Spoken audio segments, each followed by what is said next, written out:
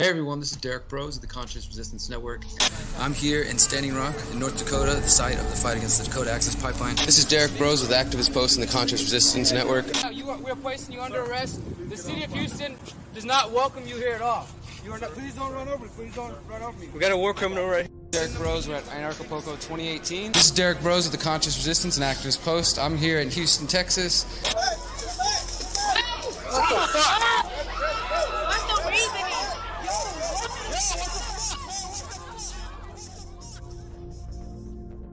We've been fighting a long time, and we have all lost so very much, so many loved ones gone.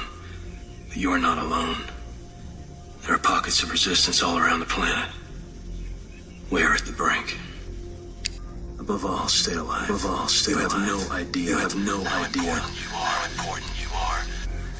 If you're listening to this, you are the resistance.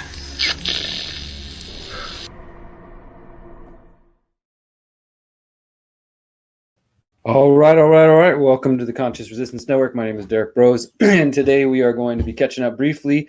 Real quick video here. I just want to, it's not even honestly worth my time probably, but we're going to go ahead and do it because, well, it's important to fact check these people. As you notice by the title of the video, fact checking the fact checkers is the CoviPass fake news.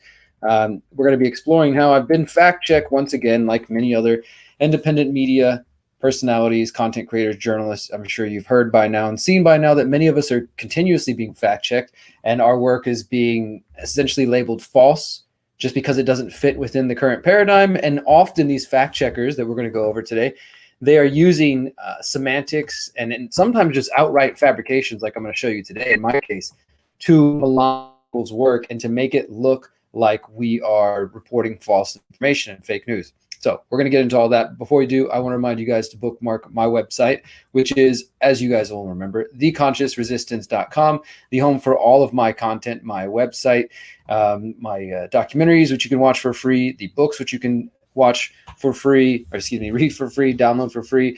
You can also follow us on Float, follow us on Minds, follow us on Hive. I know I say this every video, guys, but please do follow these other platforms because it's only a matter of time until I am deleted from your Facebook feed, your YouTube feed. But I'm consistently posting on Minds, posting on Hive, sharing to my Telegram channel. My library and BitChute channels are backed up automatically. So all of my work is still there, and my articles get posted on the website as well. So this is where you want to bookmark. Hit Control D. For those who don't know, hit Control D. But let's go right into this story. Yesterday, I posted this on both my personal channel and the Conscious Resistance on Facebook. As you can see, it is a link from the World Economic Forum, which is greatly involved in Event 201 and the Great Reset, which I recently did a video on. Thanks for everybody for sharing that. And I've also written an article about the World Economic Forum and who they are. But all I posted was this link, literally straight from weforum.org, from their own website, titled, "Could this COVID-19 health passport be the future of travel and events?" And all I wrote was, from the World Economic Forum, the people promoting the Great Reset, and partner in the Event 201 exercise. And this is a quote from their article. It's not even a quote. It's just like a list that they put in the beginning of what it was about. So it's literally from their own piece here. Rising COVID-19 infection rates pose a threat to global tourism. A new app acts as a health passport for travelers who are virus-free. Using blockchain technology, it provides an encrypted record of test results. Its creators say it could allow healthy travelers to avoid quarantine. The app could also allow sports and entertainment venues to reopen safely, as well as the global conference and exhibition industry. And as you can clearly see right here on the front of that post, false information. This post repeats information about COVID-19 that independent fact checkers say is false. And you can click see why, which we're going to in just a second. But we're also going to actually, look at the link.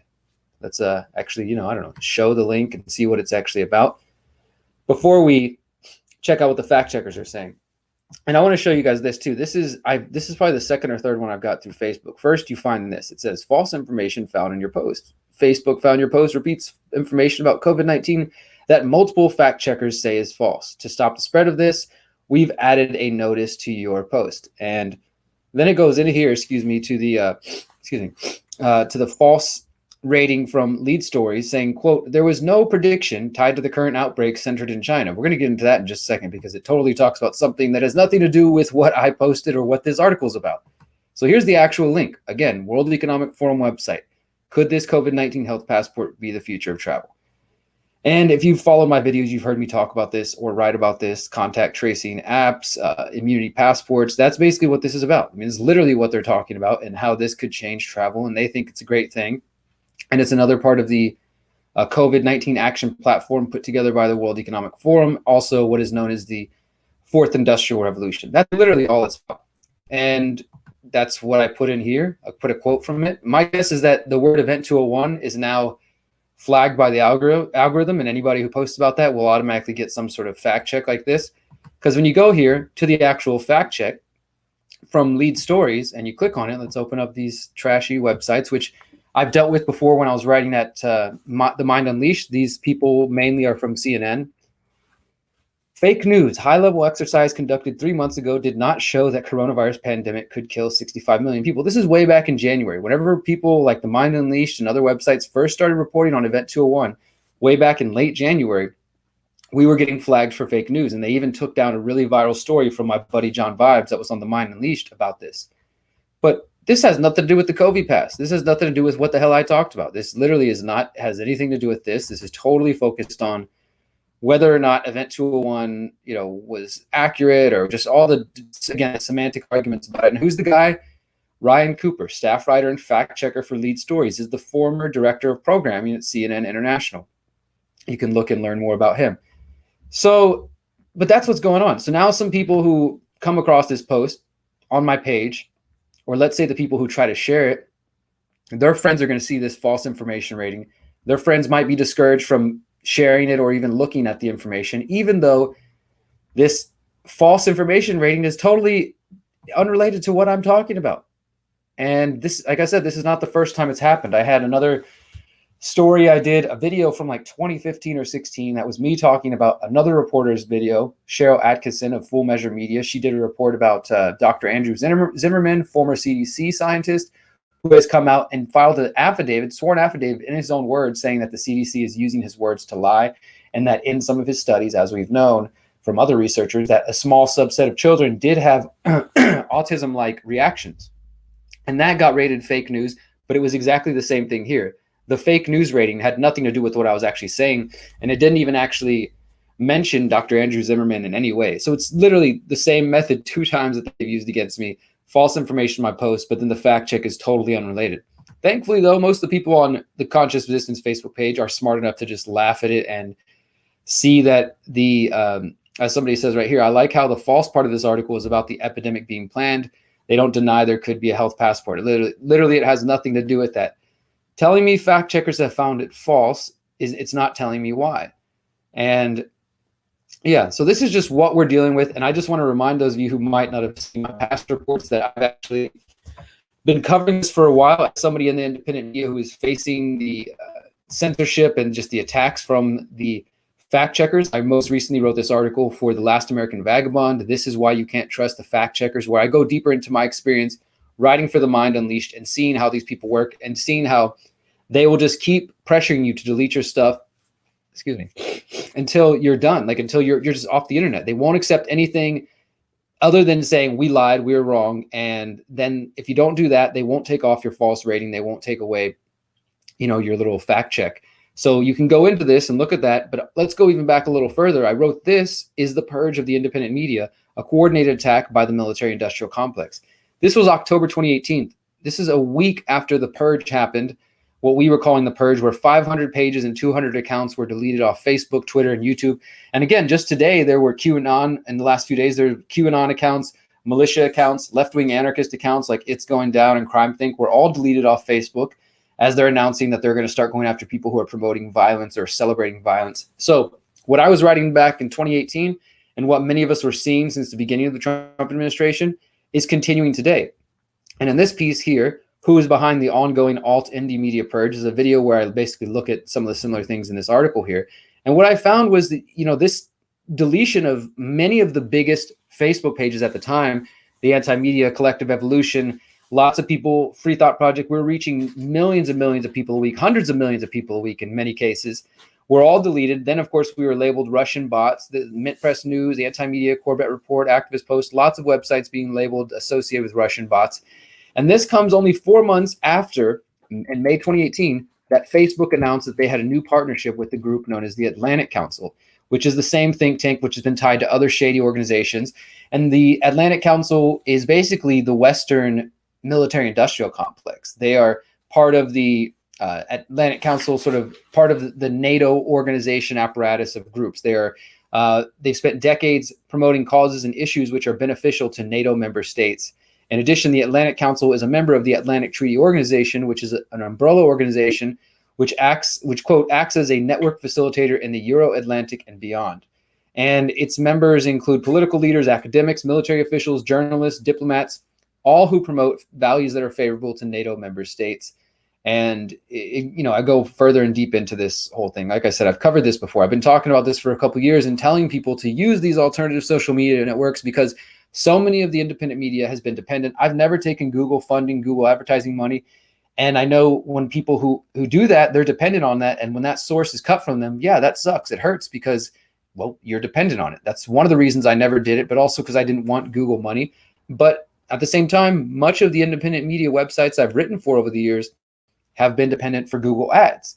And so I was still technically getting paid by websites who are running ads via Google. And now in recent years and months, especially with COVID, we're seeing that attacked, where now just this month, they announced that beginning this month, Google will no longer be serving ads on websites which promote COVID-19 conspiracy theories.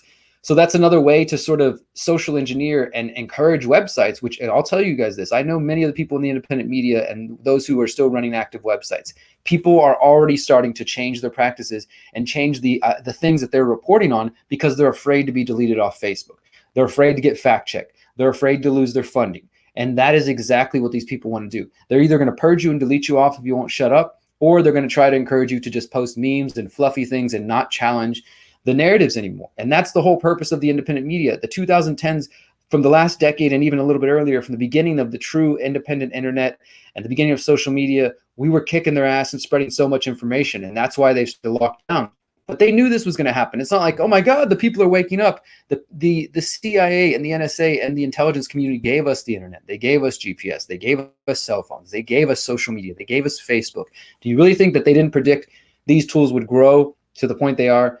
I think maybe some of it is out of their hands, but I also think for the most part, they probably knew this was going to happen. And they knew that once people got dependent on these systems, they could just clamp down and essentially erase you from the digital world if that's what it really comes down to. And that's where we are at now. So please, I will link to, once I hang up and I'll add in the description, the links to these past articles and videos I've done. I'll also add a link to this. This is why you can't trust the fact checkers, because I think that really lays out a clear and concise case for what I'm saying here and what I'm talking about. So please stay tuned for that. And yeah, if you know anybody on Facebook, tell them to follow the page over there and tell them to ignore the propaganda, ignore the fact checks and the false information. But that's where we're at now. We're going to continue to be fact checked into irrelevance, into non-existence, or some of your favorite content creators might actually choose to comply and start self-censoring themselves and start holding back their work because they're afraid of what's going to happen. And I refuse to hold back my work. I refuse not to talk about human trafficking, child trafficking, sex trafficking, the fact that pedophiles and people who cover up for pedophiles are involved in government and intelligence agencies, to talk about the dangers of EMFs, to talk about all the different things you've heard me talk about over the years, and the things that we're going to be covering on our upcoming documentary, The Pyramid of Power, which thanks to you guys was totally and completely funded. So that's going to be coming out soon. And the thing is, that information, the people who run Facebook and run YouTube and are trying to manipulate the internet, they do not want that information to go viral and to go out to the public. So they either attack the heck out of it using their control, Mockingbird Media, or they just delete it off all the platforms, like you guys saw with a recent documentary that came out, that if I even say it out loud, maybe it'll get this video flagged.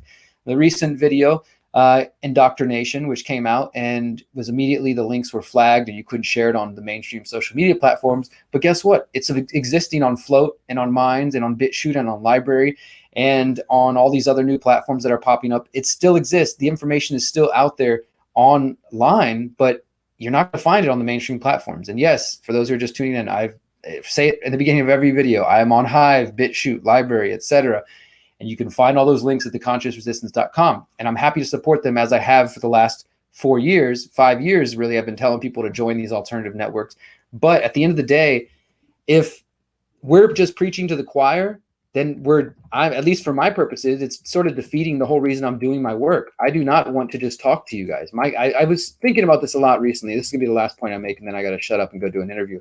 That when it really comes down to it, I really don't care about reaching most of you out there who are watching this. I'm glad that you have come to the same conclusions, or at least similar conclusions as I have, and you're already on board. Now, your role, I would say, in our collaborative role, is to promote my work. If you like the ideas, if you like the message, if you like the news, share them with as many people as possible. Text it to your friends, email it to friends. Clearly, we can't post on social media like we used to, but do that for what you can. I appreciate you, but my goal is no longer to reach you. You already know what's going on. So your role, I think, in this is to create content of your own, get yourself and your family ready, and to share important information. I'm also not trying to reach those of you who are totally indoctrinated to the system.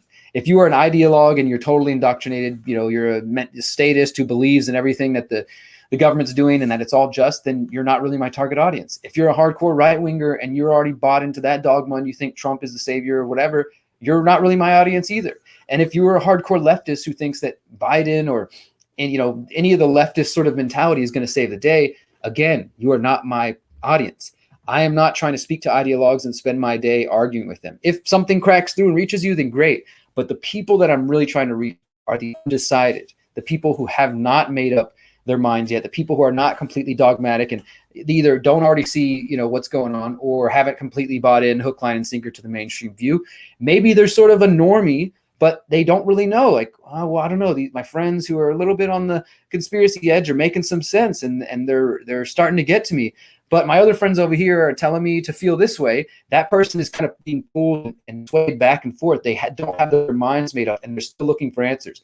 Those are the people I'm trying to reach. I'm into this because I'm trying to plant as many seeds in the matrix and to actively reach the people who are still deciding which way they want to go. If you already know what's going on, then it's up to you now to share this information and to get active in your communities and to educate other people and to opt out and to unplug and prepare for what's coming. For those who don't see what's coming and are totally indoctrinated, there's probably nothing I can do for you. Hopefully something I say or something somebody says will, that seed will fruit and turn into something amazing, and you'll realize that, you need to make some changes. But I'm really focused on reaching people who are undecided. So by leaving Facebook or being deleted off Facebook, which I chose to do a couple of years ago and only recently have come back, I realize, though, it is defeating my purpose. If I just talk to my YouTube audience, if I just talk to my Facebook audience that already knows what's going on, then I'm not going to be able to reach more people. My goal is always to reach as many people as possible. And so Facebook is where all the normies hang out. And that's just the truth of the matter. So I'm not going to censor myself ever. But at the same time, that probably will inevitably lead me to being deleted. So sorry for that long-winded rant. My point is, if you care about my work, get it out there, share it to people. Send out a text message, guys. You have no idea how valuable sending out a text message to your friends and family and saying something genuine like, hey, I saw this today. It really, it appealed to me. It hit me in the heart. It means something to me. Can you please just make time to watch this 10-minute video, this 1-hour documentary? Hey, I'll even come over. Let's sit down and watch it together and talk about it. Make those efforts. Don't simply just spam, your Facebook wall or your whatever Twitter feed and just cry, why is nobody listening to me? Make an effort to look somebody in the eye and tell them that you care about the future of their life and you want them to hear the things that are important to you. Send a text message, send an email, send a freaking letter. Just make an effort, guys. All right, I'm out of here. Thank you guys so much for tuning in. There might be another video this evening. We'll be doing Freethinker Radio later tonight.